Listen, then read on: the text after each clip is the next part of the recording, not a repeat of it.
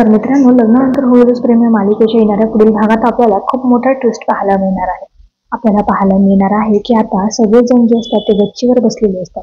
तर नंदीला बोलत असते की आता जीवांची तब्येत जरा बरी आहे, त्यामुळे आपण आई मंदिरात जाऊन यायचं का? तर मिथुन काका जे असतात ते आता मालिनी वहिनींना सांगतात की येतो मी, माझ्या मुलीची फी बाकी आहे, त्याचमुळे मला सुद्धा शाळेत जायचं आहे. तर आता घरी कोणीही नसतं, त्यामुळे जीवा सांगतो की अगं मला काही लागलं तर मी कोणाला सांगायचं? त्यावर आता मालिनी म्हणते की अरे आई आहे मी तुझी, मी का तुला असं एकटं सोडून जाणार आहे का? आम्ही सगळे बाहेर चाललो असलो ना तरी काव्य घरी आहे, असं म्हणत मालिनी आई आता काव्याला आवाज देऊन बोलावते. त्यानंतर काव्य ही टेरेसवर येते, तेव्हा मालिनी सांगते की आम्ही सगळे बाहेर चाललो, तर तू जीवाची काळजी घेशील का? तर काव्य लगेचच होकार देत म्हणते की अहो, हे काय सांगायची गोष्ट आहे का? मी जीवाची पूर्ण काळजी घेईल. त्यानंतर सगळे मिथून काका वगैरे निघून जातात आणि गच्चीवर आता फक्त काव्य आणि जीवा दोघेच राहिलेले असतात.